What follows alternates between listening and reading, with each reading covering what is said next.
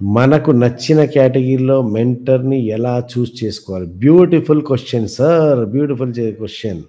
మనకు నచ్చిన కేటగిరీలో మెంటర్‌ని ఎలా చూజ్ చేసుకోవాలి? ఎలా చూజ్ చేసుకోవాలంటే 3 లక్షణాలు ముందుగా చెప్పుకోబడతారు. ఒకటేంటంటే మెంటర్‌ని ఎలా చూజ్ చేసుకోవాలి అన్నదానికి రీజన్ నెంబర్ పాయింట్ నంబర్ 1 ఏంటంటే మీరు ఏ రంగానికైతే చెందున్నారో ఆ రంగానికి అంటే మీరు ఏ రంగంలో మెంటర్‌షిప్ కావాలనుకుంటున్నారో ఆ మెంటర్‌కి ఆ రంగంలో నైపుణ్యం ఉండుండాలి. నిష్ణాతుడై ఉండాలి. తను మాస్టర్ అయ్యుండాలి ఆ విషయంలో.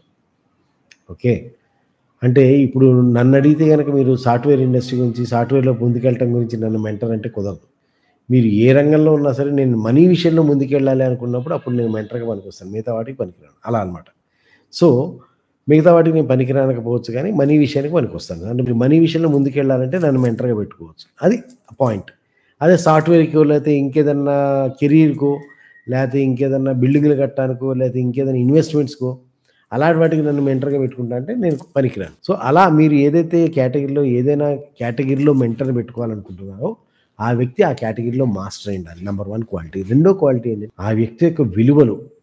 అంటే ఆ వ్యక్తి కొన్ని విలువలు లేకపోతే ఆ వ్యక్తి విజయం సాధించలేడు. ఆ విషయంలో మనిషి విజయం సాధించుండాలి.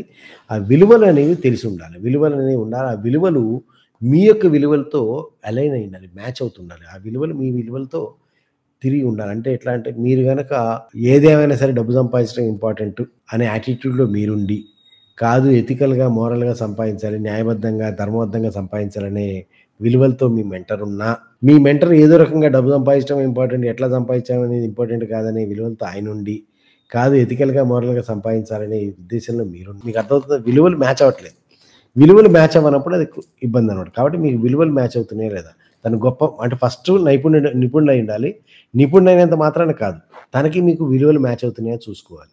ఆ విలువలు కూడా మ్యాచ్ అయ్యండి. నిపుణుడయ్యుండి నీ విలువలు మ్యాచ్ అయితే గనుక మూడోది తను నువ్వు కోరుకున్నటువంటి రిజల్ట్స్ ఇంకెవరికైనా ప్రొడ్యూస్ చేసాడా లేదా చూసుకోవాలి.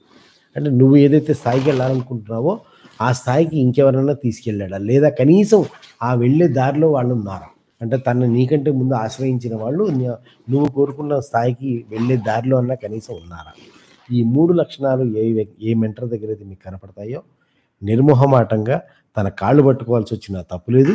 తనకి మీరు డబ్బు ఇవ్వాల్సొచ్చినా గాని తప్పులేదు. ఎందుకంటే, ఆ వ్యక్తికి అది వృత్తి అయ్యుండొచ్చు, ప్రవృత్తి అయ్యుండొచ్చు, ఏదైనా అయ్యుండొచ్చు. నీ గురించి తను తను సంపాదించిన తన అన్ని సంవత్సరాల శ్రమ, అన్ని సంవత్సరాల కృషి, అన్ని సంవత్సరాల అనుభవం నీకొక క్యాప్సూల్ ఫార్మ్‌లో ఇవ్వాలి అంటే, తను దానికి నిన్ను కంపెన్సేషన్‌గా అడగటం అనేది ఒకవేళ అడిగినా గాని, తను ఎంత అడిగినా అది నీకు డామ్ చీప్ అవుతుంది. అంటే ఒక 20, 25 సంవత్సరాలుగా తను పొందిన అనుభవాన్ని నీకు గనక ఒక 6 నెలల్లో ఇవ్వగలుగుతున్నాడంటే, ఆ 25 సంవత్సరాల సమయానికి ఎంత డబ్బని లెక్క కట్టగలవు. ఆ 6 నెలల తర్వాత 6 నెలలు కాదండి. ఒక 2 సంవత్సరాలనుకోండి.